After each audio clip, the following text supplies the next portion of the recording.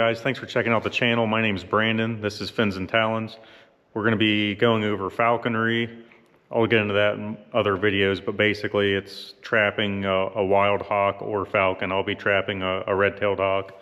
May throw the trap out for an American kestrel just so you guys can see that. I won't keep any of them this year, but I'll just be looking for a big female red-tail this year that can handle the fox squirrels that we have around here and maybe try to hold down a goose. So the females are bigger than the males, so we'll be looking for a female. But yeah, I'll jump into that on a different video.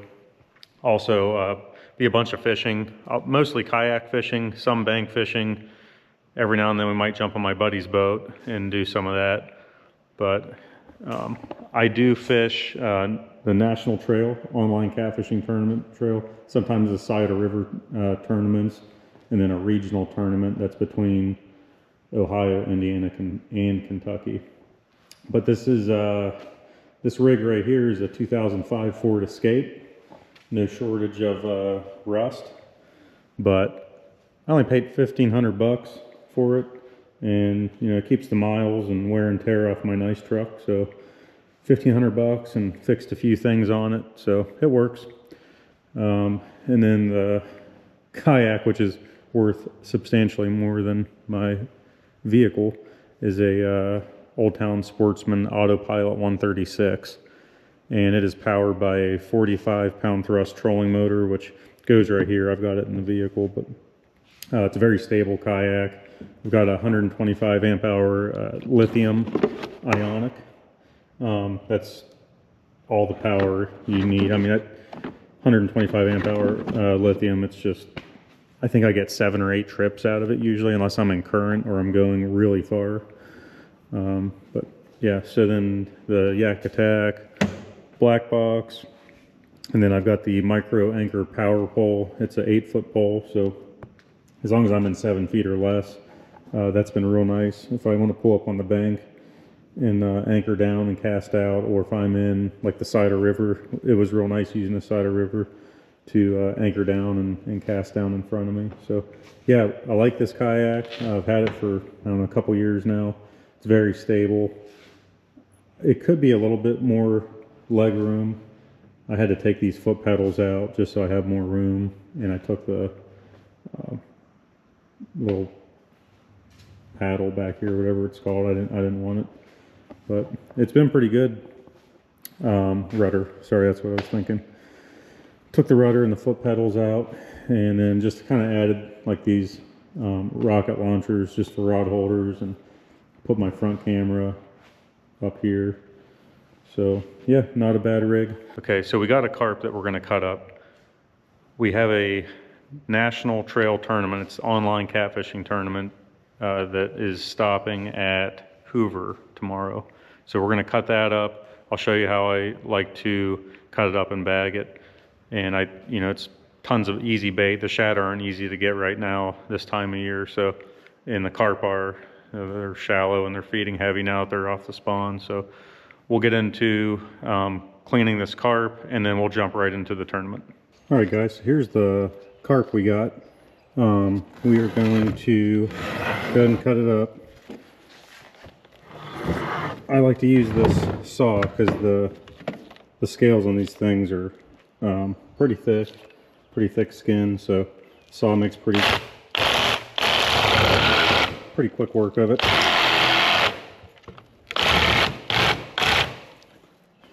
It is a little messy.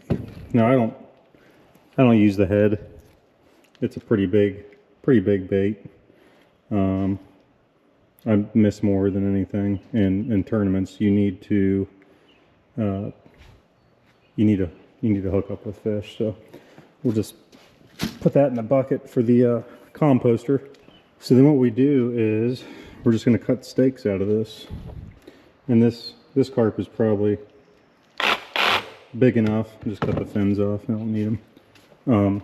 This carp is probably big enough to take the steak and then cut it in half and just use half steaks as bait. So, all right. And then yeah, I like to use the wood bit. The metal bit's too fine of a edge. You get a lot of these scales that go everywhere too. But I don't know, about in inch to an inch and a half wide stake. I think is usually pretty good for me.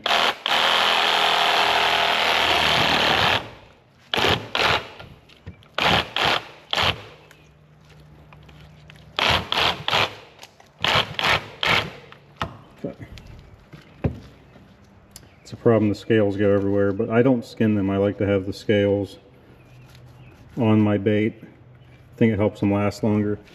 When you get those blues and channels that are just ripping at it, and the little guys that are pecking at it, the scales kind of help hold up to the abuse.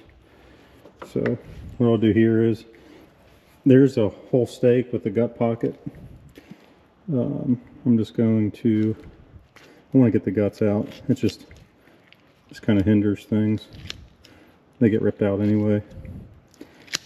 So just going to get all that out of there.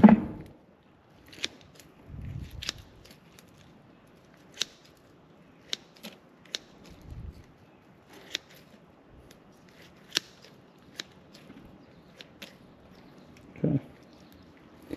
It's pretty good. Nice thing with cutting these up fresh is you get that blood throughout the meat, and makes it real good bait. Not just, you know, when they're dead for a while in the cooler in the fridge, it seems like all the blood goes to the organs. But you can see this has blood throughout the whole steak, so try to use a saw. But what I like to do is I like to cut right through here, unless the carp's real small, and then you use the whole steak. But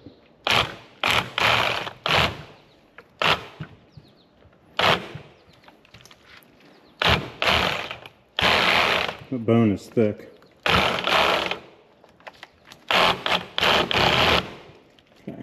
Got through most of it, see if I can get through the rest with the shears. Oh, there we go. So just from that one steak, we have 2 big pieces of bait. So you can see how much bait we're working with, and they'll last a long time with the scales and skin on there. You got the loin up there, meat all the way down the side of the belly.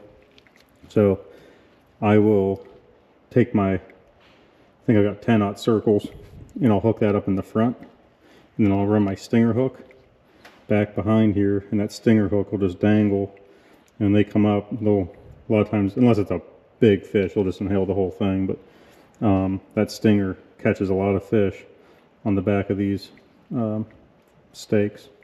So that's what we're going to run in the tournament tomorrow, so we'll see what happens.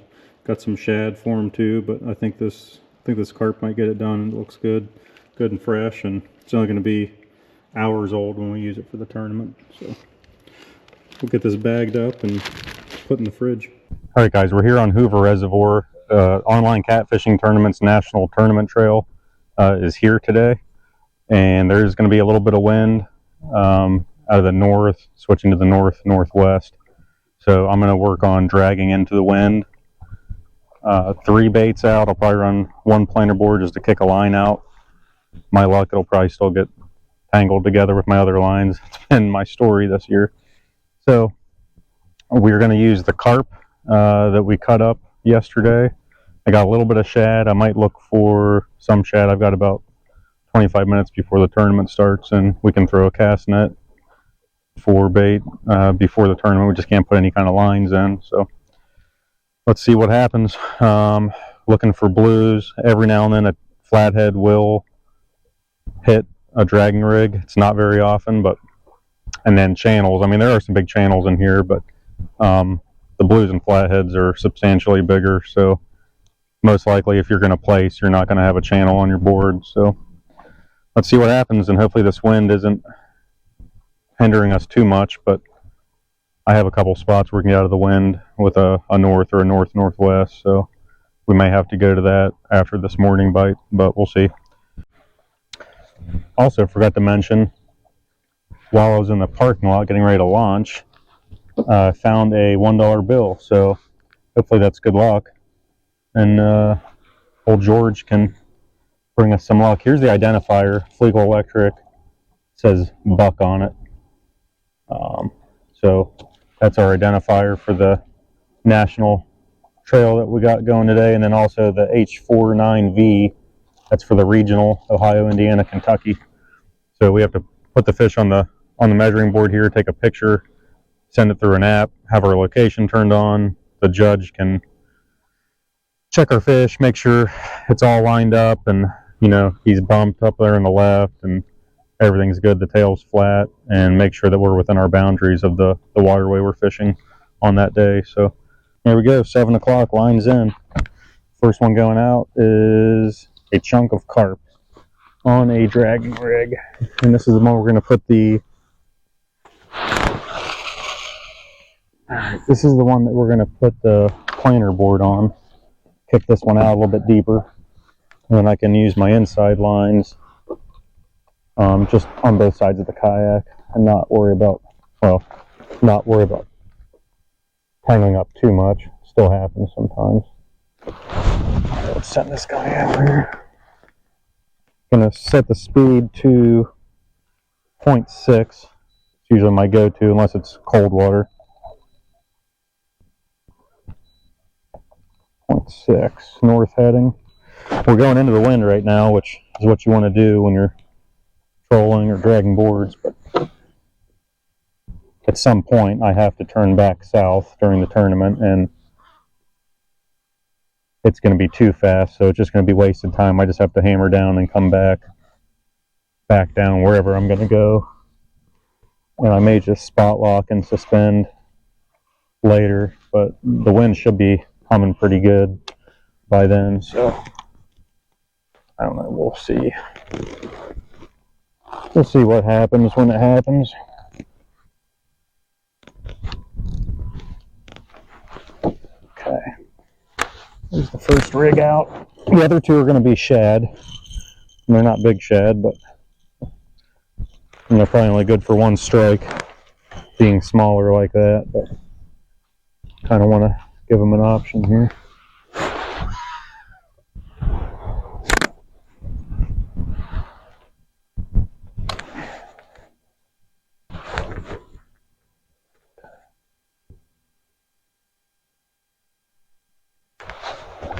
On 7 feet of water, I'll try to kick out just a hair.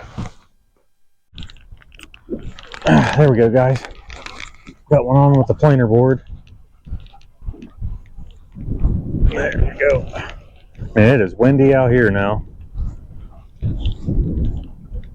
Oh, come on.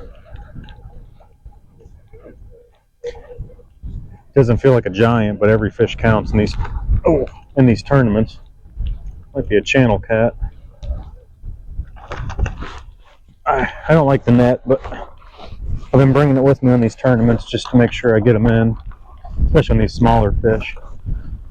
Yeah, it looks like a channel cat. Alright. Get them in quick. Just a little dude, but some guys have been winning tournaments by quarter and half inches, so literally everything counts. Alright, there he is. No giant, but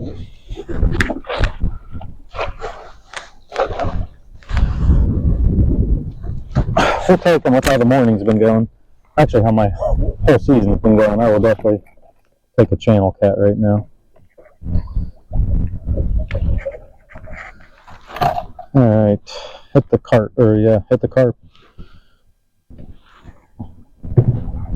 I'm going to leave this hook in his mouth while I take a picture of him, because these channel cats get crazy trying to take pictures, and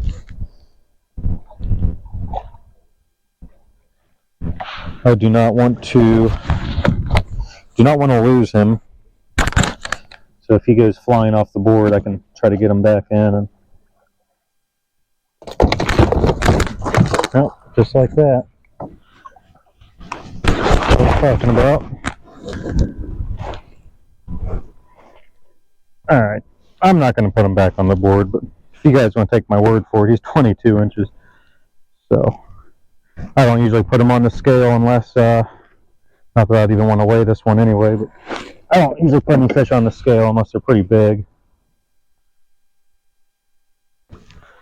22 inches, we will take him. Get this carp back out. Alright, got one on here. Oh, I got tangled up in this other line.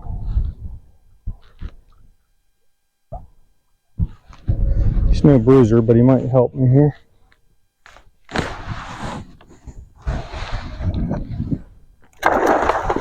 Oh, jeez.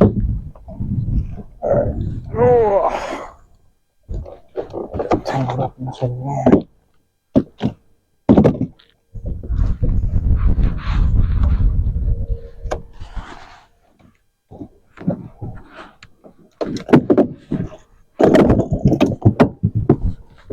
Alright.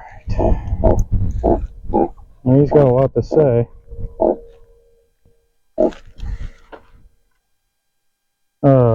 I hate dealing with nets. Been trying to use them in tournaments because you can land them a little bit quicker unless they're huge. Then you gotta use it the cribbers. He's got all kinds of things to say. Probably nothing good.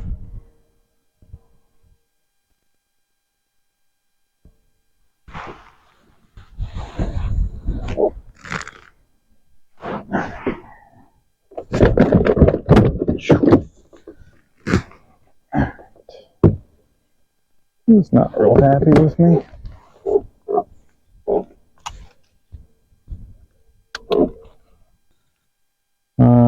Not doing great right now. I think I'm in 7th. This might move me to 6th. I don't know.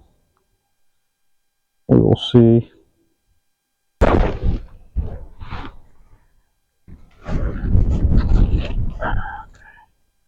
There he is. Nothing to write home about, but you're not bad. Let's let this guy go. Oh, thanks. Soaked my foot. That's a little bit better one.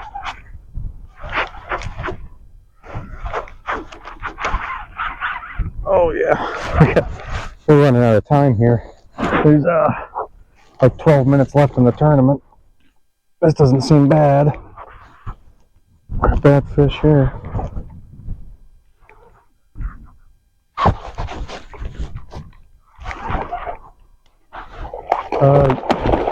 Yep.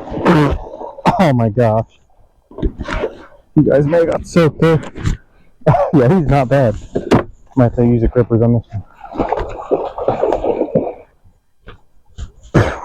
I drank some water there. Ah, come on, dude. Where were you this morning? Not the end of the tournament. Okay. Come on. Oh.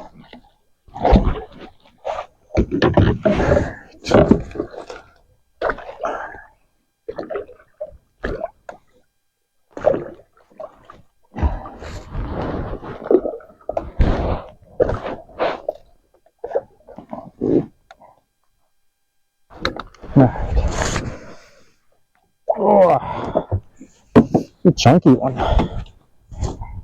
He is chunky. My glasses are soaked.